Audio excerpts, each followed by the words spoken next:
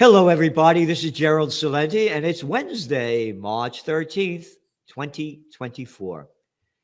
And again, I say this with all my heart, soul, spirit, love for America, and love for fine human beings that try to make the country better than it is and bring it back to what it used to be. We have with us Judge Andrew Napolitano. As I say, there's nobody anywhere that I know of, and if you could tell me, I'd love to see it, that respects the Constitution and the Bill of Rights that this country was founded upon than Judge Andrew Napolitano. And how we've lost all that freedom and democracy, which the morons in charge claim that they invade other countries for to bring freedom and democracy. We don't have it here. And the judge is, again, world renowned, and the world renowned man just got back from Italy. And Judge, thanks for being here. And I'd love to hear about what you had going on over there in Italy. Thank you, Gerald. I was invited to join a group of academics having a conference in the Vatican on the concept of natural law, that our ability to discern right from wrong and good from evil is hardwired within us, and natural rights, that our rights come from our humanity and not from the government. These are the teachings of a man whose work you and I both admire, St. Thomas Aquinas. It was the 750th anniversary of his death, and the Vatican was holding this conference. They invited 25 of us from around the world to make presentations. Wow. And it was surreal. I was living in the guest house in the Vatican, which is where the Pope lives. I'm not a fan of the Pope, but living in the same house as he and seeing him at dinner was surreal, but it was a moving and wonderful experience. A lot of the academics, when they make presentations, are like this, Gerald. This is my opinion of Thomistic theology. And we were like this, cheek by jowl. So when I got up to speak, I got up out of my chair and I said, I mean no disrespect to my colleagues, but I'm from a place called New Jersey, and I cannot talk without using my hands. I'm sitting next to Bishop Robert Barron. I don't want to smack the bishop in the face. It was the first time anybody laughed in a day and a half there. Oh, funny. Then, of course, I proceeded to explain basically a summary of my 500-page, 2,000-footnote book on the loss of natural rights because of the Supreme Court and the Congress in the United States. So it's not a happy story to tell. I tried to tell it in as happy a way as I could. It was very well received. Excuse me. The 2 days went by like that. I was there for 4, and it was fabulous. So tell us about it. The food in Italy, I know you know it. Nothing is processed and everything is super fresh, and people will drive great distances daily in order to get the best of what they want. So without naming names, there's a courthouse in Rome with about 25 or 30 judges in it. They pay for this out of their pockets. They send a driver to Naples at 3 o'clock in the morning, and he picks up the fresh mozzarella and he drives it back to the courthouse, and they slice it and they eat it for lunch 5 days a week. I mean, could you imagine that here? Oh, go to the shop, right, and get some mozzarella that's 3 days old in the refrigerator. No, The Italians would never put mozzarella in the refrigerator. If you don't eat it fresh, you throw it out. Or else you could go to Olive Garden. So, Judge, again, you went to Italy in honor of St. Thomas Aquinas. And of course, I love so many things about St. Thomas Aquinas, and I'm not talking about in a religious sense. Right. I'm talking about in a common sense. He who is not angry when there is just cause for anger is immoral. Why? Because anger looks to the good of justice. And if you can live amid injustice without anger, you are immoral as well as unjust. And that is true. And that is also the Gerald Celente that I know and love. And I'm angry.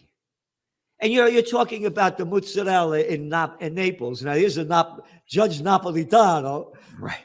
And the people don't understand that Naples is different than everywhere else in Italy.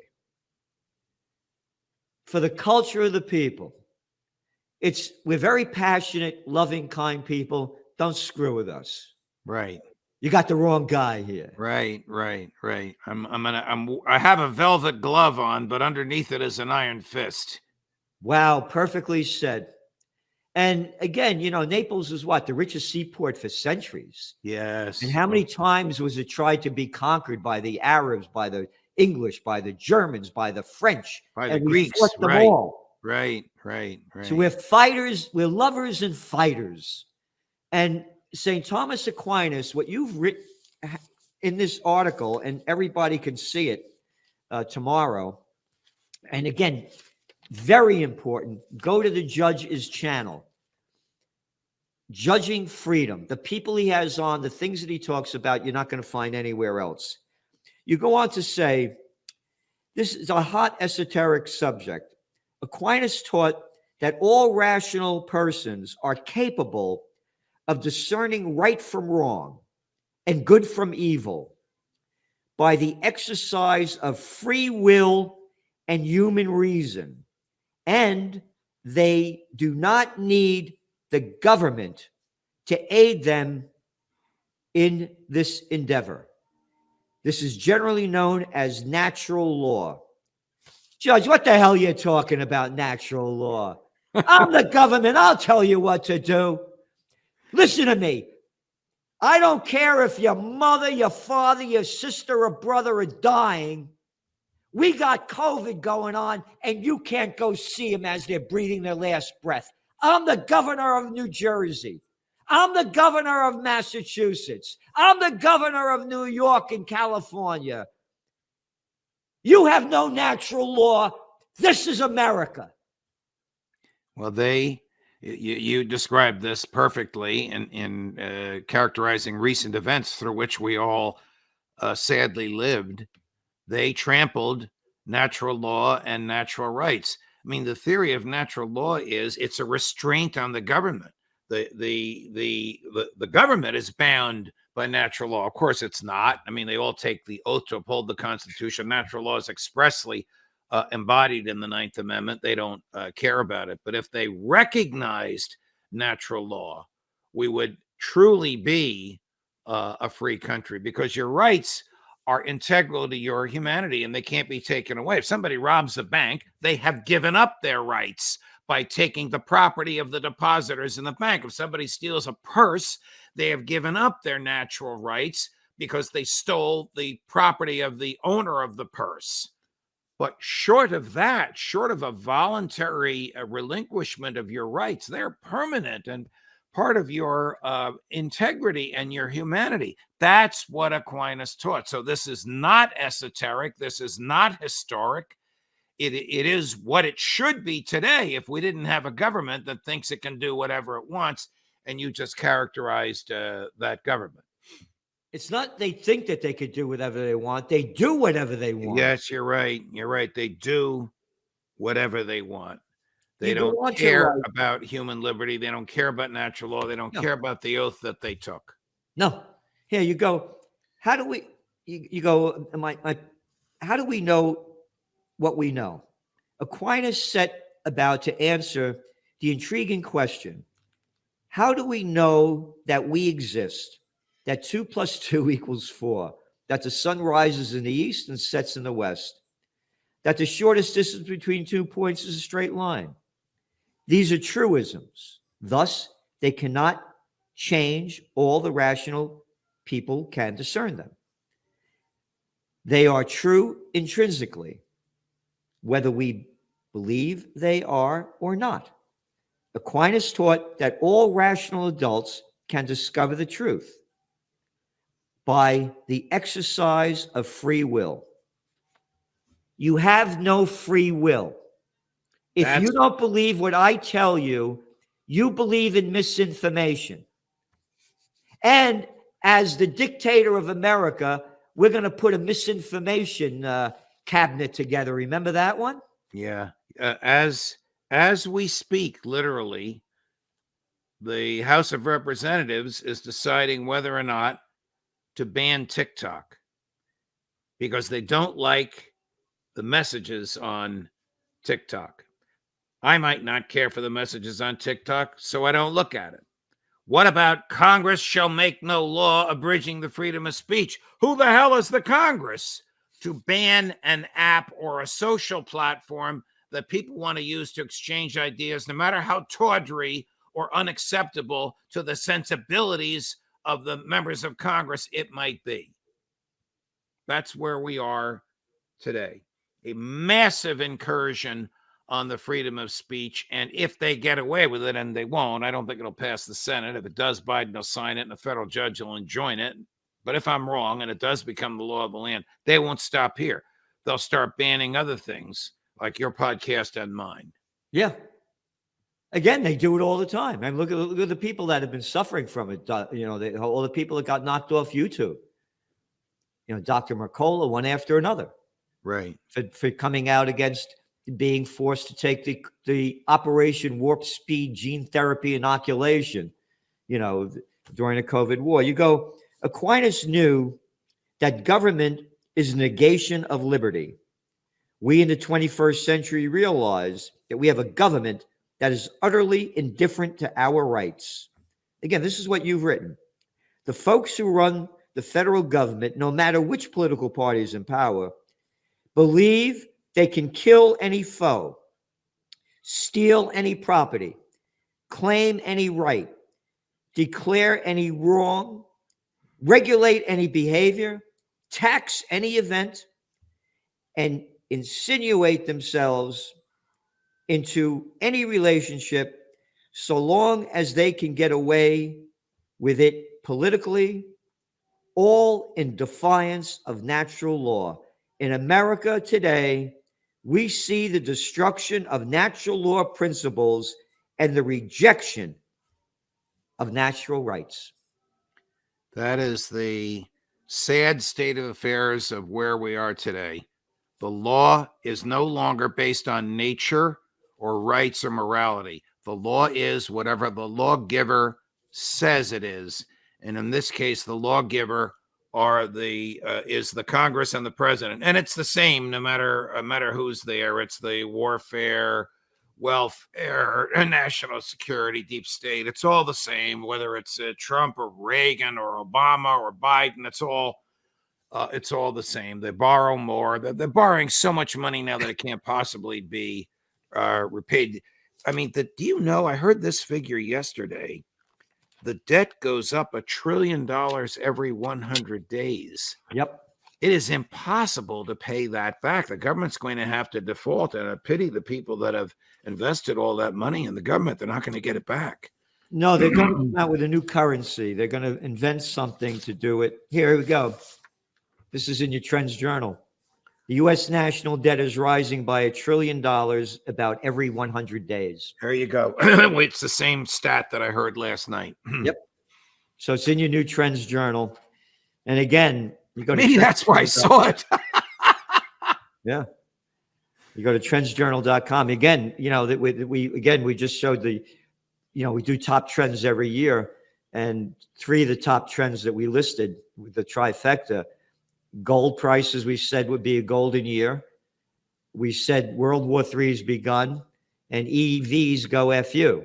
We said the thing is a hoax because of the batteries have been invented in 1800, and again, they're not putting the money into research and development. It's going into the military-industrial complex. These things aren't. So all the sales are going down the toilet there. But going back a bit to freedom and democracy. You see, you're 100% wrong because I'm going to read to you part of Out of His Mind, B.S. Biden's State of the Union address. Not since President Lincoln and the Civil War have freedom and democracy been under assault here at home as they are today. Wait a minute. What makes our moment rare is that freedom and democracy are under attack, both at home and overseas at the very same time. Oh, yeah, you're the guy that said, no jab, no job. You're the guy that imposed all these restrictions on people in the military, government. You got to get vaccinated. All the things that you did, and then this is the hypocrisy. You ready? Following that line, he goes into overseas.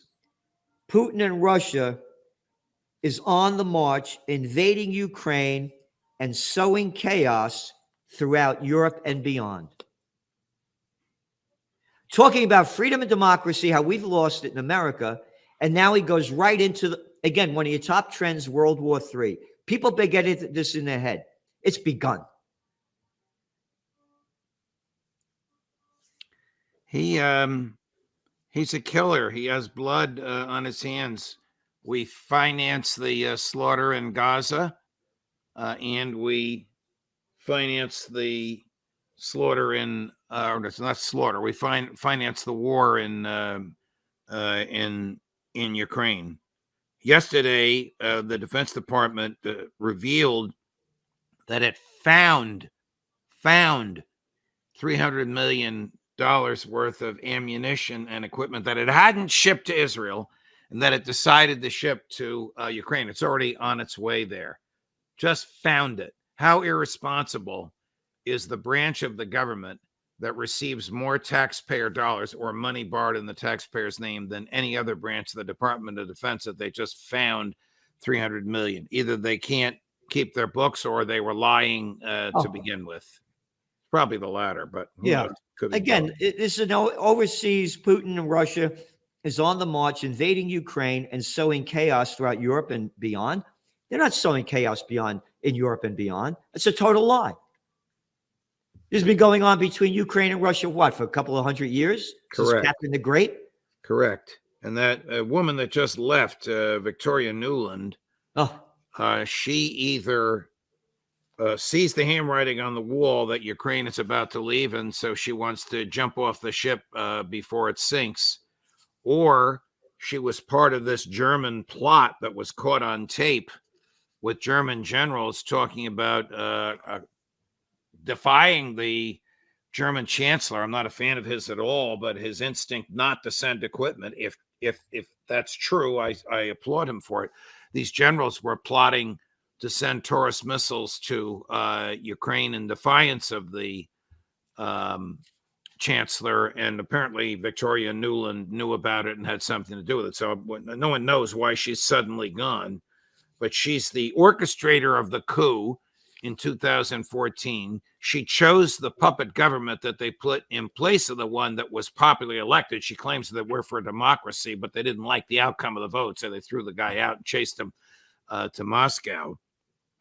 And she's the orchestrator of the war. She said as recently as 2 weeks ago, we have a surprise planned for Mr. Putin. So the surprise was she's gone. Where did she go? Hillary Clinton got her a job teaching at Columbia University. Hillary's students apparently are not happy with her because they're grad students. They're serious students. They thought they're going to learn something, and all they do is hear war stories. Yep. And now she's got somebody else to stand there as well. Here's your Trends Journal, Judge, from 2014.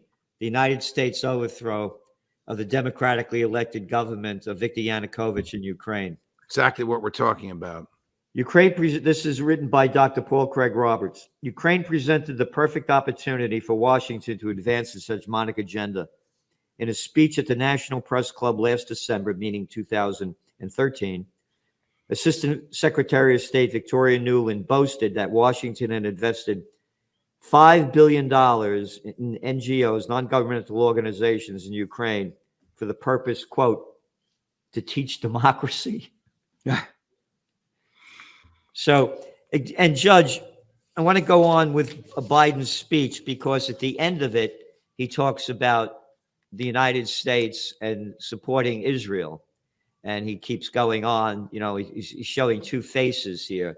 the thing that they're going to build a port to bring in humanitarian aid that's going to take about 2 months and do nothing, as they could allow humanitarian aid to come in now. And he's saying that they got this thing going on in the media that behind the scenes, Biden is very upset with Netanyahu. What's your take on this? I think it's a fake that Biden is upset with Netanyahu. Biden wants to create the image of being upset with Netanyahu so he doesn't lose Michigan, where there are a lot of Arabs and Palestinian voters who rightly condemn. All people should rightly condemn what's happening in Gaza, but most Americans are indifferent. They're looking the other way. If Biden were upset with Netanyahu, he would say, "Hey, Bibi, you got 5 minutes to stop. Otherwise, no more jets, no more spare parts, no more artillery, no more ammunition." And Bibi would stop.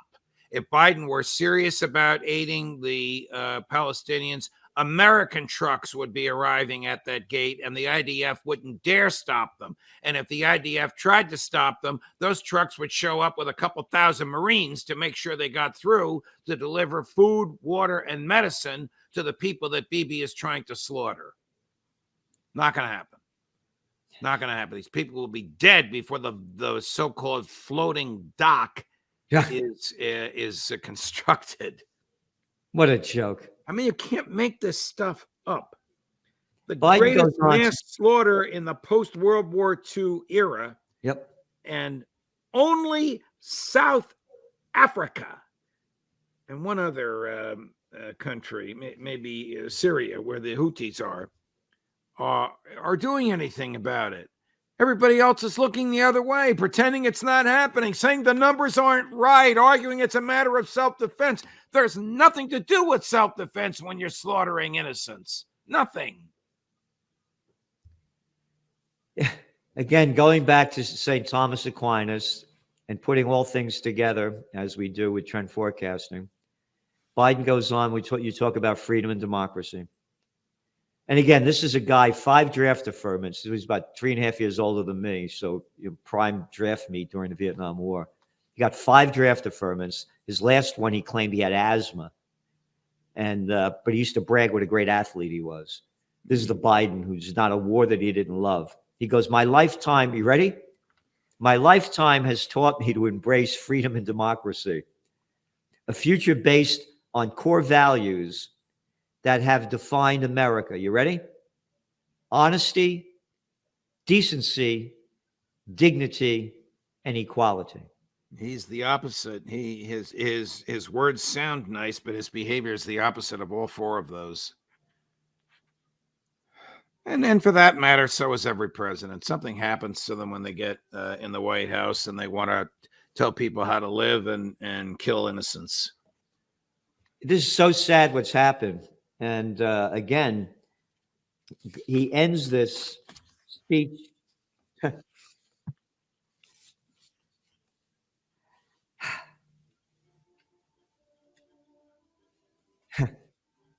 May God bless you all.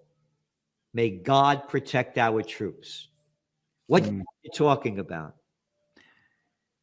The troops are a tripwire.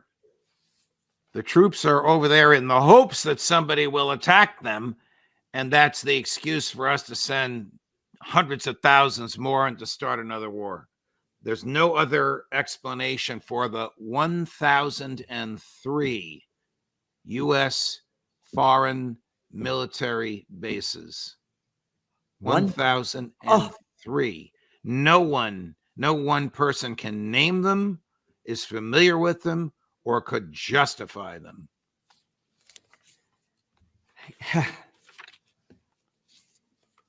There's this guy who's playing the prime minister of Poland, Donald Tusk.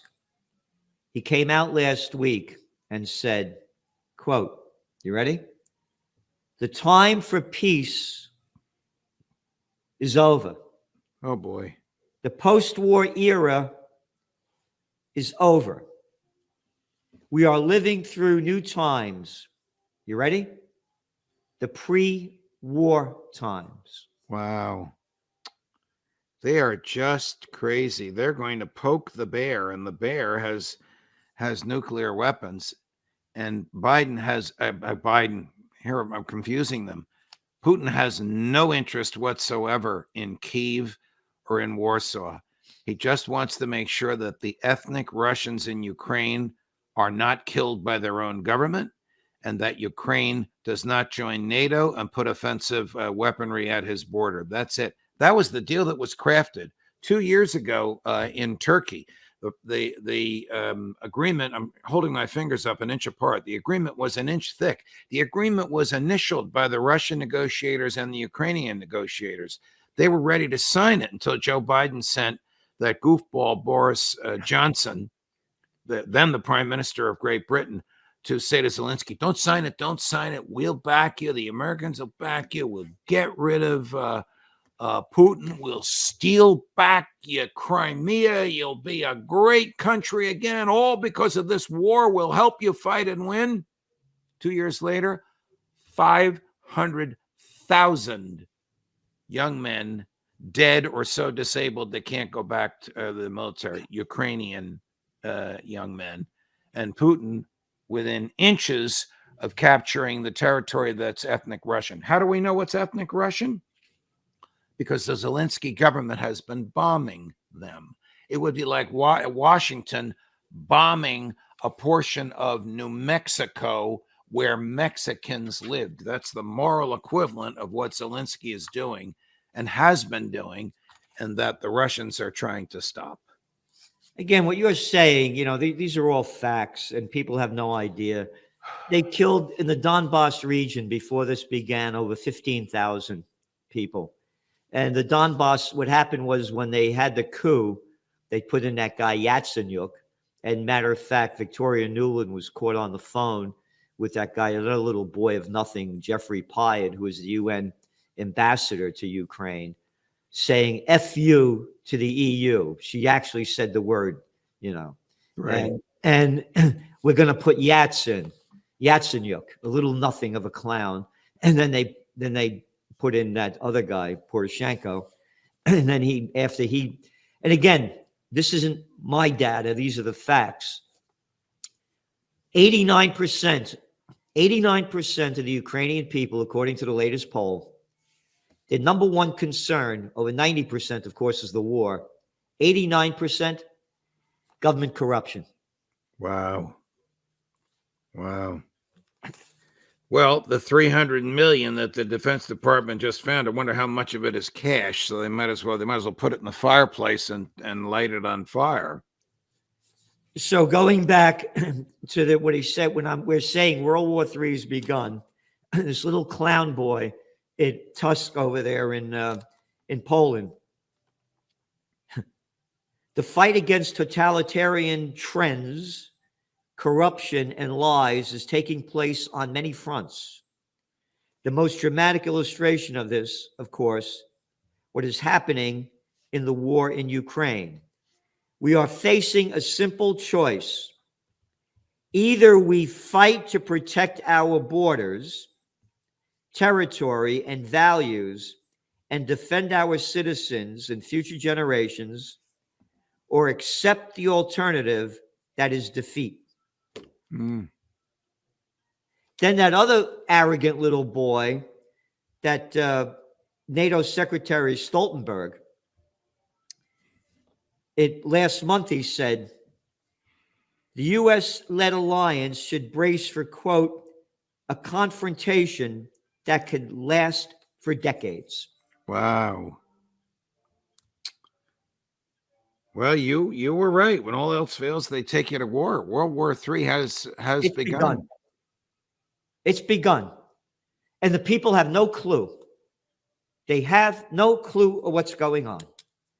And when you tell them about this, the first reaction is people say, oh, those Russians, they're trying to stop. They have no clue of anything. So I'm very concerned. I'm very concerned to what's going on, and the people must unite for peace, or else we're going to die in war. So, Judge, thank you so much for what you're doing in the name of the highest spirit and talking about what you talk about with the facts. So thank you so much for being here. And again, everybody, go to the judge's site and see what he's doing day after day, week after week, month after month, year after year, in the name of life, liberty, and the pursuit of happiness. Thank you, Judge. Thank you, Gerald.